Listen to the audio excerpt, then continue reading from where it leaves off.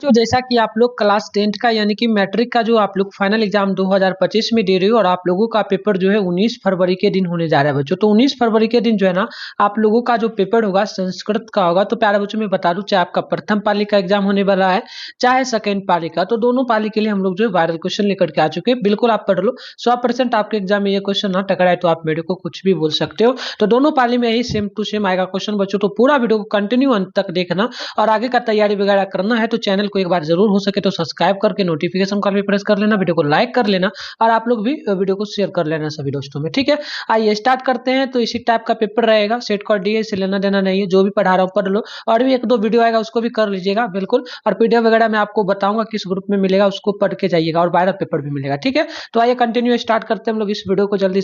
तो बच्चों आइए स्टार्ट करते हैं। पहला क्वेश्चन हमारा है कि मंदाकिनी वर्णन पाठ के रचनाकार कौन है। तो आप याद रखिएगा इसका बिल्कुल ही करेक्ट आंसर हो जाएगा हमारा B number Maharshi Valmiki, option number be perfect होगा। रामायण पाठ के रचनाकार कौन है, तो दूसरा का आंसर याद रखेंगे आप लोग, ऑप्शन हमारा बी हो जाएगा Valmiki, option number be perfect होगा। तीसरा, अयोध्या कांड किस ग्रंथ का भाग है, तो तीसरा का राइट आंसर हो जाएगा ऑप्शन है कि रामायण का, ऑप्शन ए नंबर नोट करेंगे। अगला क्वेश्चन है कि रघुवंश काव्य की रचना किसने की है, तो चार का आंसर हमारा डी हो जाएगा, आप नोट कर लेंगे, यह कालिदास हो जाएगा। नेक्स्ट है 5, मंदाकिनी नदी किस पर्वत के निकट प्रवाहित है, तो आप 5 का नोट करेंगे, ऑप्शन ए हो जाएगा चित्रकूट नदी के किनारे, ऑप्शन ए परफेक्ट होगा। सीता रामचंद्र की क्या थी, तो सीता रामचंद्र की जो है प्यारे बच्चों पत्नी थी, तो ऑप्शन डी नंबर आप छठा का नोट कर लेंगे। अगला क्वेश्चन है 7 की मंदाकिनी नदी कहां पर है, तो 7 का आंसर जो है ऑप्शन बी हो जाएगा चित्रकूट में, ऑप्शन बी नंबर करेक्ट है। मंदाकिनी का वर्णन रामायण के किस कांड में है, तो आप 8 का आंसर जो यहाँ पर बी नंबर को नोट करेंगे, ये हमारा अयोध्या कांड हो जाएगा, बी नंबर जो है बिल्कुल ही परफेक्ट हो जाएगा। अगला क्वेश्चन है हमारा यहाँ पर जो है 9 नंबर के मंदाकिनी वर्णन पाठ में किस नदी का वर्णन किया गया है, तो आप सी में टिक मारेंगे, मंदाकिनी में राइट आंसर सी परफेक्ट हो जाएगा। अगला क्वेश्चन बोला गया है बच्चों हम लोगों से 11 नंबर कि बताइए मंदाकिनी जो ना मंदाकिनी जो ना राज की क्या दिखती है, तो बिल्कुल यहाँ पर आप देखिए मंदाकिनी राज की क्या दिखती है, तो बिल्कुल आप 11 का टिक मारेंगे, ऑप्शन नंबर जो है बच्चों जो है ऑप्शन आप बी में टिक मारेंगे, जो ना नली नील वीव, ऑप्शन बी परफेक्ट होगा। 12 है मंदाकिनी नदी किस पर्वत के निकट बहती है, तो 12 का आंसर आप डी में टिक मारेंगे, चित्रकूट नदी के किनारे। 13 है नाचने के समान कौन दिखता है, तो आप 13 का टिक मारेंगे, ऑप्शन ए में पर्वत, ऑप्शन ए आपका परफेक्ट हो जाएगा। बात करेंगे 14 हंस सारस के से सेवित विचित्र तत्व वाली कौन है, तो आप 14 का ऑप्शन में सी में टिक मारेंगे, ये मंदाकिनी हो जाएगा, सी बिल्कुल ही परफेक्ट हो जाएगा। अगला हम बात करेंगे 1 नंबर का व्याघ्र पथिक कथा के रचनाकार कौन है, तो आप मारेंगे ऑप्शन ए में यानी कि नारायण पंडित, ऑप्शन बड़ी परफेक्ट होगा। 2 है कि व्याघ्र पथिक कथा हितो प्रदेश के किस कांड से लिया गया है, तो दूसरा का आंसर यहाँ पे जो है हमारा ए हो जाएगा मित्र लाभ कांड से, ऑप्शन ए परफेक्ट होगा। तीसरा है कुट्र तव जन्म कंगनम, यह किसने कहा प्यारे बच्चों, तो आप नोट करेंगे, 3 का ऑप्शन डी हो जाएगा, ये बूढ़ा बाघ ने कहा था। अगला क्वेश्चन है हमारा यहाँ पर 4 कि कौन स्नान के लिए हुए जो ना कौन स्नान किए हुए जो ना स्नान किए हाथ में कुश लिए तालाब के किनारे बोल रहा था, तो ये था बाघ बैठा हुआ था ना, तो बिल्कुल मारेंगे टिक किस में मारेंगे, ऑप्शन ए में व्याघ्र, ऑप्शन ए परफेक्ट हो जाएगा। पथिक किसके द्वारा मारा गया और खाया गया, तो बूढ़े बाघ के द्वारा, ऑप्शन नंबर डी परफेक्ट हमारा हो जाएगा 5 नंबर का। अगला क्वेश्चन बोला है हमारा कि व्याघ्र यानी बाघ के हाथ में क्या था, तो व्याघ्र के हाथ में जो है ना स्वर्ण सोने का कंगन था, सुवर्ण कंगन, यानी ये हो जाएगा, ऑप्शन सी में टिक मार दीजिएगा। नेक्स्ट क्वेश्चन देखिएगा आप लोग, तो यहाँ पर हमारा साथ है हितो प्रदेश का अर्थ क्या हो जाता है, तो आप इसका डी में टिक मारेंगे, हित का उपदेश, ऑप्शन डी हो जाएगा। क्वेश्चन नंबर है आपका 8 नंबर की पथिक को किसने मारा था, तो पथिक को जो है बाघ ने मारा था, ऑप्शन नंबर ए परफेक्ट हो जाएगा। बात करेंगे हम लोग क्वेश्चन नंबर जो है हमारा 9, पथिक कहाँ फंस गया था, तो पथिक तालाब में फंसा था, तो बी नंबर में आप लोग टिक मारेंगे। ठीक है, अगला बी में टिक मारिएगा ना, तालाब में नहीं कीचड़ में, हाँ तालाब के अंदर कीचड़ था तो कीचड़ में टिक मारेंगे, ऑप्शन सी परफेक्ट हो जाएगा। व्याघ्र पथिक कथा जो है ना से क्या दुष्परिणाम प्रकट होता है, तो आप यहाँ पर ऑप्शन नंबर बी को टिक मारेंगे, लोभ, ऑप्शन बी परफेक्ट हो जाएगा। कौन लोभ से प्रभावित होता है, तो 11 का आंसर हमारा ए हो जाएगा पथिक, ऑप्शन नंबर ए परफेक्ट होगा। कौन वंशहीन था, तो व्याघ्र था, ऑप्शन नंबर ए में आप टिक मारेंगे 12 नंबर क्वेश्चन का। अगला क्वेश्चन है हमारा कि क्रिया किसके बिना जना भार स्वरूप हो जाता है, तो बिल्कुल ज्ञान के बिना। ठीक है, देखिए 13 नंबर का जो है ज्ञान के बिना, ठीक है, ऑप्शन सी परफेक्ट होगा। दानवीर कौन था, तो दानवीर जो है प्यारे बच्चों यहाँ पर नोट कर लीजिएगा, 14 का आपका ऑप्शन नंबर चला जाएगा ए नंबर में, यानी कि व्याघ्र ऑप्शन ये आपका परफेक्ट हो जाएगा। तो आइए बच्चों बात करते हैं 15 का, व्याघ्र पथिक कथा किस ग्रंथ से लिया गया है? तो आप याद रखिएगा ये जो लिया गया है ना, ये हमारा बच्चों हो जाएगा पंचतंत्र से, ठीक है, हितोपदेश से लिया गया, ठीक है। तो ये हमारा हो जाएगा हितोपदेश, ऑप्शन बी में टिक मारिएगा। दुराचारी कौन था? तो दुराचारी की बात करेंगे बच्चों तो हमारा ये हो जाएगा व्याघ्र, क्योंकि वो आदमी को मार दिया तो वह दुराचारी हुआ ना। अगला है कि किस जीव पर विश्वास नहीं करना चाहिए? तो देखो जो जीव अहिंसक हिंसक होगा उस पर नहीं करना, ऑप्शन नहीं हो जाएगा। अगला है वृद्ध व्याघ्र यानी बूढ़ा वाघ क्या देना चाहता था? तो बिल्कुल स्वर्णमैन कंगनम यानी सोने का कंगन, ऑप्शन बी में टिक मारिएगा। लोभ मनुष्य को कहाँ ले जाता है? तो आप 19 का टिक मारेंगे ऑप्शन नंबर बी में, यानी कि विनाश की ओर ले जाता है। अगला क्वेश्चन है हमारा कर्णशस दानवीरता पाठ कहाँ से लिया गया है? तो नोट कर लीजिएगा ये कर्णभार से लिया गया, ऑप्शन बी होगा। महत्वरमा भिक्षामा याचे या किसने कहा था? तो देखो आप नोट कर लेना ये हो जाएगा शक्र ने कहा था, ऑप्शन हो जाएगा।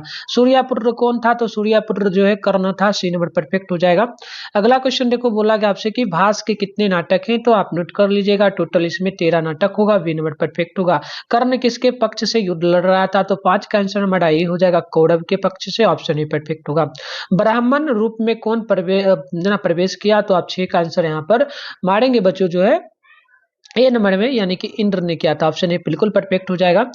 दानवीर कौन था? तो दानवीर जो है प्यारे बच्चों कर्ण था, क्योंकि इस कर्ण ने ही जो है इंद्र को क्या दिया था, जो ना दान में दे दिया था कवच और कुंडल, ठीक है। देखिए कर्ण किस देश का राजा था? तो आप नोट कर लीजिएगा 8 का आंसर हमारा यहाँ पर बच्चों ये हो जाएगा, वो अंग देश का राजा था। कहाँ का था? अंग देश का।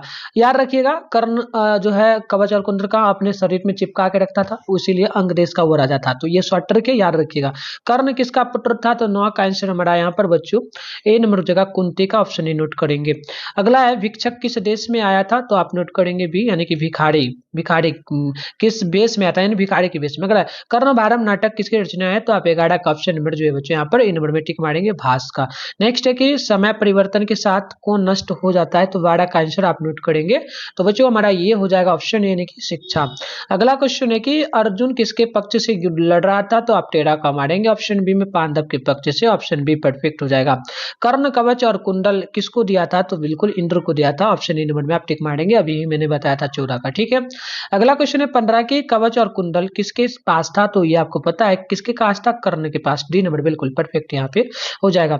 अगला है कर्ण ने कवच और कुंडल देने के पूर्व जना अंततः क्या देने की इच्छा प्रकट की थी? तो बिल्कुल देखिए 16 का आंसर जो हो जाएगा डी नंबर जाएगा, यानी कि अपना सिर देना प्रकट किया था, ऑप्शन 16 का जो है डी बिल्कुल यहाँ पर 16 का डी हो जाएगा, ठीक ठीक है। चलिए आगे बढ़ते हैं, 16 के बाद हमारा 17 है, 17 है क्वेश्चन। देखिएगा कर्ण के कवच और कुंडल की क्या विशेषता थी? तो आप नोट कर लीजिएगा, इसकी विशेषता उससे भेदा नहीं जा सकता था, ऑप्शन बी बिल्कुल ही परफेक्ट हो जाएगा। अगला है कि ना दान जो ना दातव्यम या किनका कहना था? ना दातव्यम किनका कहना था? तो आप टिक मारिएगा, ये सी नंबर में यानी कि शल्य का कहना था, ठीक है। चलिए अगला क्वेश्चन को देखेंगे बच्चों, तो यहाँ पर नेक्स्ट क्वेश्चन हमारा जो हो जाएगा, ठीक है। अगला क्वेश्चन है हमारा कि कर्णशस दानवीरता पाठ के लेखक कौन है? तो आप टिक मारेंगे 19 नंबर का, ऑप्शन नंबर ए में, यानी कि भास हो जाएगा। अगला क्वेश्चन है कि विश्व शांति पाठ में वातावरण का चित्रण किया गया है, कैसा? तो आप नोट करेंगे ऑप्शन यानी कि वो शांति का, ऑप्शन ही परफेक्ट होगा। देशों के बीच झगड़ों को शांत करने के लिए कौन संस्था है? तो दूसरा का आंसर भी हो जाएगा संयुक्त राष्ट्र संघ, ऑप्शन नंबर भी परफेक्ट होगा। दुख का विषय क्या है? तो आप 3 का आंसर सी में टिक मारेंगे, सार्वभौमिक अशांति, ऑप्शन नंबर सी परफेक्ट हो जाएगा। असहिष्णुता कौन पैदा करता है? तो 4 का आंसर हो जाएगा सी नंबर जो ना द्विवेश, ऑप्शन आप सी में टिक मारेंगे। और शांति मानवता का क्या कर रही है? तो शांति जो मानवता का बच्चों आप ध्यान रखेंगे ये विनाश कर रही है, ऑप्शन नंबर बी परफेक्ट हो जाएगा। अगला है किसके साथ ज्ञान भार स्वरूप हो जाता है? तो बिल्कुल आप नोट कर लीजिएगा, किसके बिना ज्ञान भार के रूप होता है? तो ये होता है व्यवहार के बिना, सी परफेक्ट हो जाएगा। क्रिया के बिना क्या भार है? तो बिल्कुल आप नोट कर लीजिएगा, काम नहीं करिएगा तो आपके पास कुछ भी क्यों ना हो तो ज्ञान भार के बराबर हो जाता है, ठीक है। अगला है विश्व शांति का कौन काल माना जाता है? विश्व शांति का कौन काल माना जाता है? तो 8 का आंसर आप ए नंबर में टिक मारेंगे, सूर्योदय, ऑप्शन ए परफेक्ट होगा। वेड़ वेड़ को कौन बढ़ाता है बच्चों? तो बिल्कुल आप 9 का टिक मारेंगे, इसी में यानी कि स्वार्थ। वेड़ का मतलब होता है ईर्ष्या, ठीक है। अगला है मानवता के विनाश का भय किससे है? तो आप नोट करेंगे 10 का ऑप्शन बी हो जाएगा, अस्त्र से, ऑप्शन नंबर बी परफेक्ट यहाँ पे हो जाएगा। अनेक राज्यों में परस्पर क्या चल रहा है? तो आप 11 का मारेंगे, डी में यानी कि seat good, option D perfect होगा। क्या बलपूर्वक निवारणीय है? तो आप 12 का टिक मारेंगे, ऑप्शन डी में यानी कि स्वार्था परदेश, ऑप्शन हो जाएगा। अगला है अशांति के कारण कितना है? अशांति का कारण कितना है बच्चों? आप 13 का टिक मारेंगे, ऑप्शन नंबर बी में टोटल 2।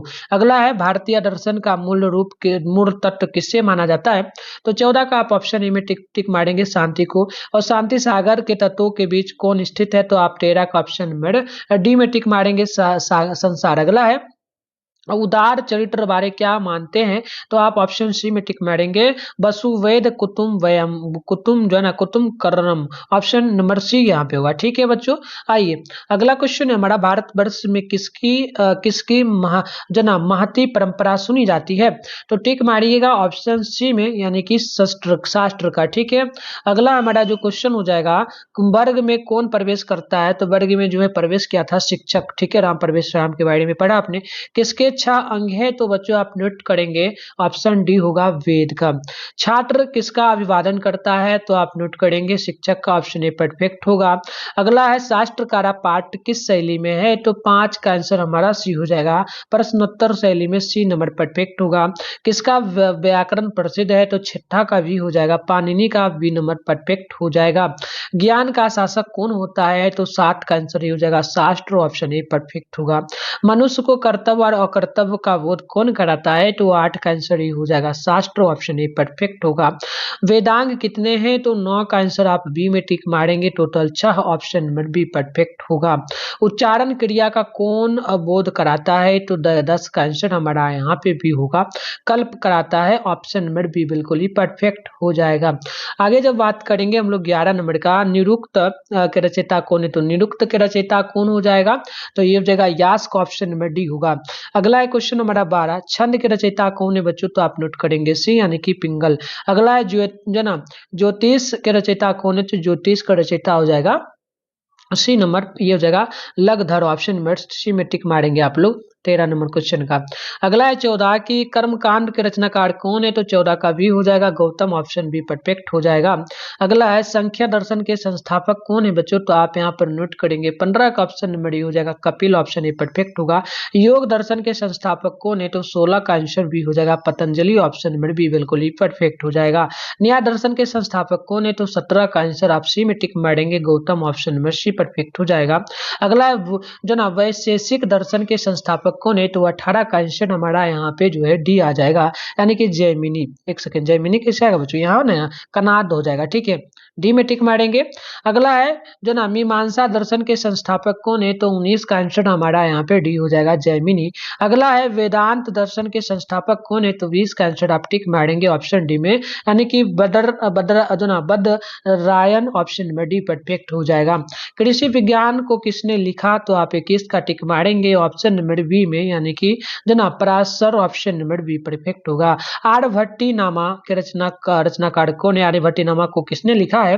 तो आप 22 का ऑप्शन नंबर टिक मारेंगे, डी में, यानी कि आर्यभट्ट ने ही लिखा है। आर्यभट्ट को किसने लिखा? सिंपल सा आर्यभट्ट ने लिखा, सिंपल याद रखिएगा। बृहत संहिता का रचनाकार कौन है? तो बृहत संहिता को किसने लिखा है? तो 23 का डी में टिक मारेंगे, बराह मिहिर। अगला है मनुष्यों को सांसारिक विषयों की आसक्ति या वीरकति का उपदेश देता है, उसे कहते क्या है? तो आप नोट करेंगे, ए नंबर आपका परफेक्ट यहाँ पे हो जाएगा, शास्त्र। अगला है कि चरक संहिता क्या है? तो आप नोट करेंगे ऑप्शन ए को, यानी कि ये हमारा हो जाएगा आयुर्वेद शास्त्र, ऑप्शन मेरे परफेक्ट होगा। तो इस प्रकार से हमने पूरा कर लिया, इतना कर लो बच्चों, आपके एग्जाम में यहाँ से 40 से 45 क्वेश्चन आपके एग्जाम में 100% पूछा जाएगा। पूरा वीडियो को देख लीजिए, मिलता है नेक्स्ट वीडियो में, तब तक के लिए आप अपने फोन में गूगल को ओपन करके मिठुन स्टडी सेंटर सर्च कर लीजिए। इसके बाद ऊपर करिएगा, यहाँ पर जो है mittunstudycenter.com आपको लिखा मिलेगा, इस पे जैसे क्लिक करिएगा तो आपके सामने इस प्रकार से जो है बच्चों इंटरफेस ओपन हो जाएगा। आराम से स्क्रॉल डाउन करके नीचे आप जब बढ़िएगा ना, तो आपके सामने जो है क्लास 10th का सेशन देखने को यहाँ पर मिल जाएगा। तो ये रहा क्लास 10th का सेशन, इस पे मत क्लिक करिएगा, इस पे भी नहीं, इस पे भी नहीं। यहाँ पर क्लास 10th वायरल पेपर 2025 के नाम से मिलेगा, इस पे क्लिक कर लीजिएगा। नीचे बढ़ जाएगा, क्लिक करते हैं आपको नीचे बढ़ना है, ठीक है। तो आइए हम लोग नीचे बढ़ते हैं। नीचे बढ़िएगा ना बच्चों, तो यहाँ पर देखिएगा आपके सामने जो है ना इस प्रकार से, यहाँ पर देखिए इस प्रकार से इंटरफेस मिलेगा। आराम से नीचे बढ़िएगा, तो यहाँ पर देखिए आपके सामने जो है सारे सब्जेक्ट का मिल जाएगा। फिलहाल संस्कृत का करना है, सामने डाउनलोड का, इस पे क्लिक करके डाउनलोड कर पाएंगे। नॉन हिंदी का भी होने वाला है बच्चों का एग्जाम, तो नॉन हिंदी वाले यहाँ पर लिखा है डाउनलोड, इस पे क्लिक करके कर पाएंगे। फिलहाल हम लोग जो है संस्कृत का कर लेते हैं। सामने डाउनलोड लिखा है, इस पे क्लिक मारते हैं, तो इस प्रकार से इंटरफेस आपके सामने जो है बच्चों ओपन हो जाएगा। तो जैसे ही ओपन होगा तो यहाँ पर देखना आपके सामने जो है व्हाट्सएप ग्रुप का लिंक, टेलीग्राम ग्रुप का लिंक मिलेगा, ज्वाइन आप पे क्लिक करके उसको ज्वाइन कर लेना। इसमें 100% वायरल पेपर और पीडीएफ वगैरह सारा चीज मिलेगा आपको, ठीक है। तो नीचे बढ़िएगा, अगर आंसर की वगैरह डाउनलोड करना है तो नीचे बढ़ना है। फर्स्ट पाली के लिए यहाँ पर दिया गया है, देख लो आप लोग यहाँ पे खुद ही बच्चों। तो ये फर्स्ट पाली के लिए सारे सेट का, जिस भी सेट का करना डाउनलोड कर पाओगे। सेकंड पाली के लिए यहाँ पर दिया गया, जिस भी सेट का करना कर लेना, ठीक है। चलिए बच्चों।